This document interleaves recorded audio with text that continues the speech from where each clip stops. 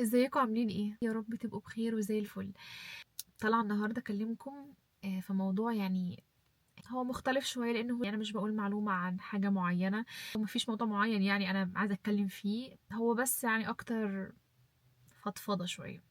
حاجه يعني حاسه ان انا لو اتكلمت فيها ممكن ناس تانية تكون بتمر بنفس الحاجات، يعني يعرفوا ان هم مش لوحدهم وخلاص.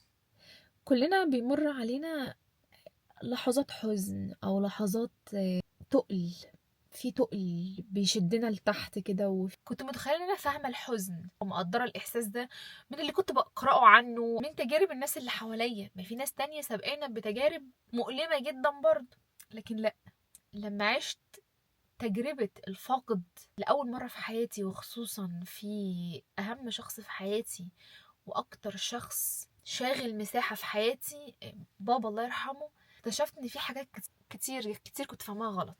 أول حاجة كنت فاهمها غلط إن أنت لما بتفقد الشخص بتفقده هو لوحده. لما الشخص ده بيروح كده لوحده وخلاص، ما بيبقاش موجود.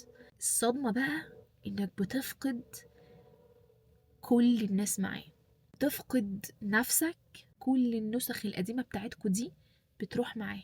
يعني أنا ما فقدتش أبويا بس، لا، أنا فقدت نفسي القديمة معاه.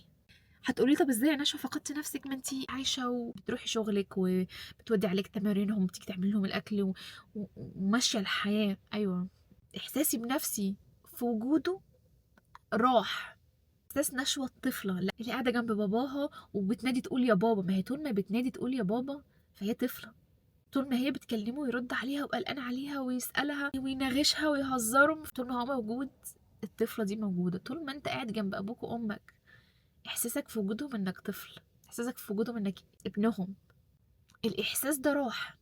لما تيجي تبص للناس اللي حواليك اللي بتمر معاك بنفس التجربة بتاعتك دي، هتلاقيهم هم رخولين، النسخ القديمة دي مش موجودة. انا ببص لامي، امي بروحها القديمة، بشخصيتها القديمة، بحماسها، بضحكتها، الشخصية دي ما بقتش موجودة. اخواتي فجأة حسيتهم كبروا ونضجوا، نسختنا القديمة الضاحكة الطفولية دي مش موجودة. طول عمري فاهمة ان كل واحد فينا بيحزن بطريقة شكل، دي حاجة معلومة أنا عارفاها.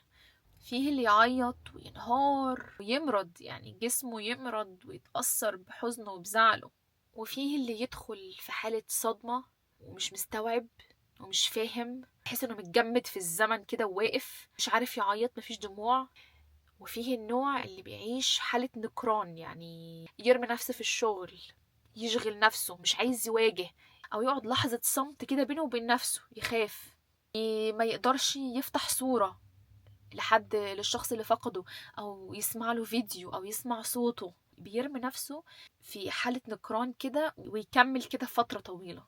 ده كله أنا فاهماه، أنا عارفة إن الناس بتتعامل مع الحزن كده. الجديد بقى واللي اكتشفته، كل حزن من دول، كل طريقة حزن من دول هي نفسها مراحل، وكل يوم بتتغير.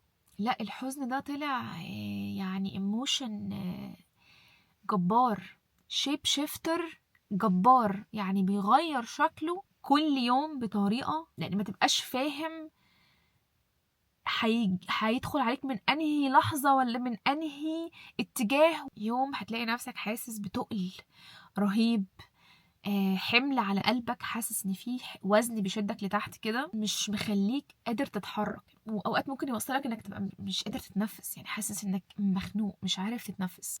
تاني يوم بنج، انت متبنج، انت ماشي في الدنيا عامل زي الزومبي كده، تعمل حاجات وتكلم ناس باصص في وشوشهم، بس انت مش موجود. انت لا حاسس بألم ولا حاسس بسعادة ولا حاسس بخوف ولا حاسس ببرد ولا حاسس بدفء، انت مش حاسس بحاجة. انت مركز الإحساس عندك حرفيا متبنج واقف، مش لاقيه له وصف غير انه فراغ، فاضي خالص، البني آدم فاضي، مفيش حاجة.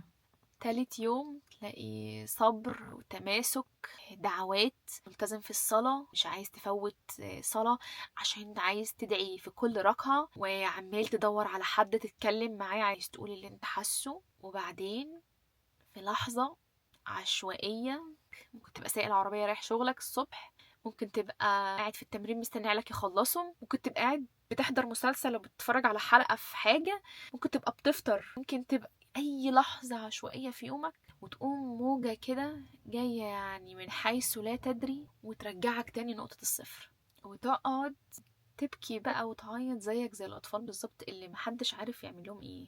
فهمت بقى انه كل يوم هيجي مختلف، هو كل يوم هيبقى القصة بتاعته، الحكاية بتاعته. يعني ما تطمنيش قوي ان انت امبارح كنت كويسة. الحاجة الأخيرة بقى اللي اكتشفتها انه التعاطف مع الفقد هو غير انك تعيش الفقد تماما. اي حد قريب مني يمر بالتجربة دي ببقى متعاطفة جدا وزعلانة وحاسة بيه. انا ليا اعمام وعمات وخالات اتوفوا، اعز اصدقاء والدي الله يرحمهم الاتنين متوفي قبل والدي ب3 سنين. انا حزنت عليهم حزن شديد جدا. أعز أصدقائي صديقة الطفولة باباها متوفي من 12 سنة، يعني إحنا كنا بنات صغيرين. لحد النهاردة أنا فاكرة كويس جدا اليوم ده، قد إيه كانت هي منهارة وقد إيه أنا كنت منهارة، وكانت أول مرة تجربة بالنسبة لنا وكنا زعلانين معاها ومنهارين معاها. بس على قد حزنك وعلى قد تأثرك وعلى قد تعاطفك مع الشخص اللي بيفقد حد، أو إنك تتأثر وتتعاطف مع حد مر بالتجربة دي، مش هيكون أبدا أبدا زي ما تبقى انت في المكان ده بنفسك. يعني this is just a fact، دي كده حقيقة مجردة. حزن الفقد ده وجع ما يتفهمش غير لما تعيشه. بعد الشر عليكم يعني وعلى اي حد بيسمع من حاجة زي كده، ويعني ولا اراكم الله مكروها في حد عزيز ولا غالي عليكم ابدا ابدا يا رب. بس حقيقي دي اصعب الدروس اللي انا اتعلمتها عن الحزن. للأسف هو مش مرحلة صعبة وهتعدي، دي نسخة جديدة من حياتي. لما هتشيل منها حد بالحجم ده، لو هتشيل منها هرم كبير كده، كل حاجة بتتغير وكل حاجة بتعاد ترتيبها والحياة كاملة بتتغير وشكلها بيتغير. أنا محتاجة أتعلم إزاي أعيش في الحياة الجديدة دي، الحياة اللي تخلو من بابا. حقكم عليا لو الفيديو كئيب والكلام فيه يعني واخدنا في حتة كده حزينة شوية، بس أنا بقول ده علشان خاطر لو في حد بيمر بنفس الحاجات اللي أنا حساها دي فميبقاش حاسس إنه لوحده.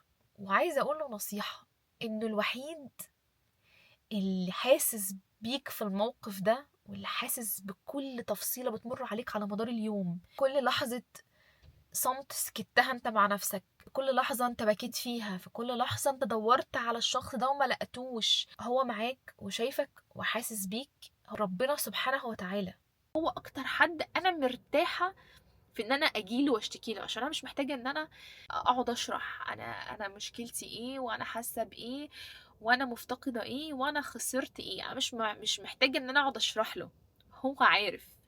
فده يخليك تبقى متمسك بقى ومش شعلق في رحمة ربنا بإيدك وسنانك. لا الحياة هتظبط لك الدنيا ولا في حاجة هتتصلح. أصل إيه اللي هيتصلح؟ يعني دي مش مشكلة أنت واقع فيها فهتشتغل عليها فهتتصلح.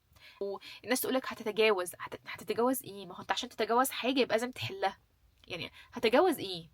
في حاجات أنت محتاج تتعلم تعيش معاها، فهو مفيش تجاوز في الفقد اللي من النوع ده. وربنا سبحانه وتعالى الوحيد اللي يقدر يبعت السكينة، الصبر، يقدر يبعت انك تقدر ازاي تتعايش مع الحياة بالشكل الجديد، مع الحياة اللي تخلو من البني آدم اللي انت فقدته. هو ربنا سبحانه وتعالى مفيش غيره، فتمسك بيه اكتر والجأ له هو اكتر. ولو عايز تعيط عيط على السجادة وانت بتكلمه، لان هو هيبقى الاتجاه ده اتجاه ربنا اللي انت رايح له وبتكلمه وبتشتكي له وبتبكي له، يا هيبقى اتجاه معاكس خالص. حقكم عليا تاني لو الفيديو زعلكم او قلب عليهم مواجع، او ربنا يا رب يرحم موتانا ويرحم كل اللي فقدناهم ويرحم موتى المسلمين جميعا ويصبر قلب كل فاقد على اللي فقده. وما تنسوش دعواتكم ليا ولبابا بالرحمة.